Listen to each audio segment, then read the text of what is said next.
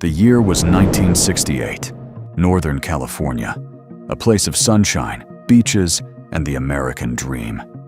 But somewhere in that paradise, a shadow was growing. A killer was preparing. And unlike any murderer before him, this one wanted to be famous. He wanted the world to know his name, except for one thing. He never revealed it. To this day, nobody knows who the Zodiac Killer was. This is his story. The first confirmed attack happened on December 20th, 1968.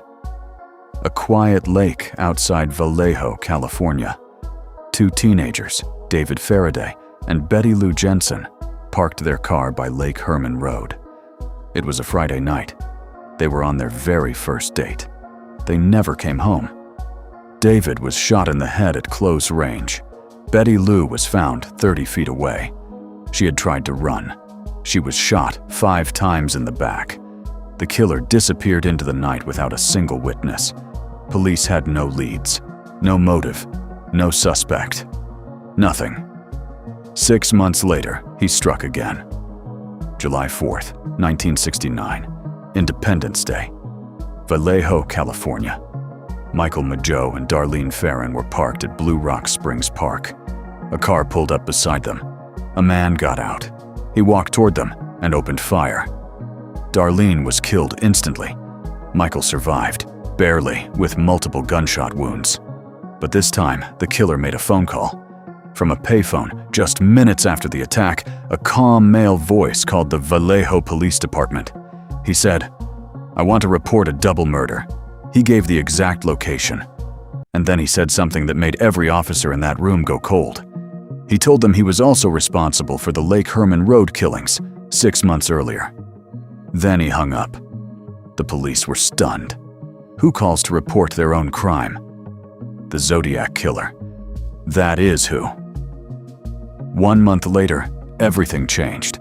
3 letters arrived simultaneously. One to the San Francisco Chronicle, one to the San Francisco Examiner, one to the Vallejo Times-Herald. Each letter contained details about the murders that only the killer could have known. And each letter contained 1/3 of a strange coded message, a cipher, made up of 408 symbols. The killer claimed these symbols revealed his true identity. He demanded the newspapers print the ciphers on their front pages, or he would go on a killing spree. The newspapers complied. At the end of one letter, he signed off with a symbol, a circle with a cross through it, like a gun sight, the symbol of the Zodiac. The cipher was cracked within a week, not by the FBI, not by professional code breakers, but by a high school teacher named Donald Hardin and his wife, sitting at their kitchen table. What they found inside was deeply disturbing. The killer wrote that he was collecting slaves for the afterlife. That killing gave him thrills. That he would not give his name because it would slow down his collecting of slaves. He had no remorse. He was proud. And he was just getting started. September 27th, 1969. Lake Berryessa, Napa County. Brian Hartnell and Cecilia Shepard were picnicking peacefully by the lake. Then a hooded figure approached them, wearing a bib with the Zodiac symbol hand-drawn on it. He tied them both up with rope, and then he stabbed them, repeatedly, without saying a word. Cecilia died 2 days later. Brian survived. Before leaving the scene, the Zodiac walked calmly to their car and picked up a felt pen. He wrote the dates of his previous attacks on the car door, and then he wrote that day's date, followed by 2 words. By knife, he was keeping score. 2 weeks later, October 11th, 1969. San Francisco. A taxi driver named Paul Stein picked up a passenger in the Tenderloin district. The passenger asked to be taken to Presidio Heights. When the cab stopped, the passenger pulled out a gun and shot Paul Stein in the head at point-blank range. Then he did something that shocked every investigator on the case. He tore off a piece of Paul Stein's shirt, soaked in blood, and took it with him. 3 teenagers in a nearby house witnessed the killer walking away. They called the police immediately. Officers arrived within minutes, but the Zodiac had already vanished. 2 officers actually walked right past him in the darkness, never realizing who he was. He was never caught that night, or any night after. Then the letters became darker. He mailed the piece of Paul Stein's bloody shirt to the San Francisco Chronicle as proof. He threatened to shoot children on school buses. He taunted police officers by name. He claimed to have killed 37 people, far more than the confirmed victims. He sent more ciphers, some of which have never been solved to this day. One letter began with the words, "This is the Zodiac speaking." It became his signature. He loved the power. He loved knowing that an entire city was living in fear. He loved that despite everything, the police simply could not find him. And then, after 1974, the letters stopped. The Zodiac was never heard from again. Over the decades, dozens of suspects were investigated. One of the most prominent was Arthur Lee Allen, a convicted sex offender from Vallejo. He matched witness descriptions. He owned the same type of typewriter used in the letters. He wore a Zodiac brand watch, the very same brand as the killer's symbol. Survivors who looked at him felt certain he was the one. But DNA evidence collected from the letters did not match Allen.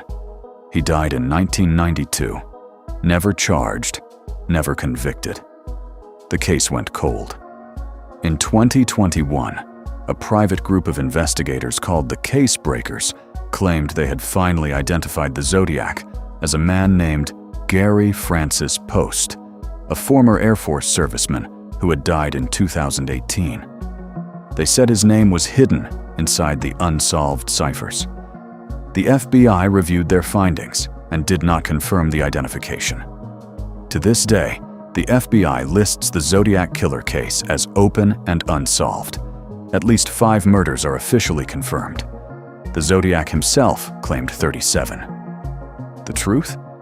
Nobody knows. What we do know is this. He was intelligent. He was organized. He planned everything with precision. He taunted police for years and was never caught. He sent coded messages that took decades to crack, and some that remain unsolved even now. One cipher, known as the 340 cipher, went unsolved for 51 years. It was finally cracked in December 2020 by a small team of amateur codebreakers working from their homes. The message they found inside was haunting. He wrote that he hoped the police were having lots of fun trying to catch him. He was mocking them, even from inside his own codes. And somewhere out there, the Zodiac may have lived a completely normal life after all of this. A neighbor, a co-worker, a family man. Someone that absolutely nobody suspected. Walking free, while an entire city lived in fear because of him. That is what makes this case so deeply disturbing. Not just what he did, but the fact that he was never caught, never identified, never punished.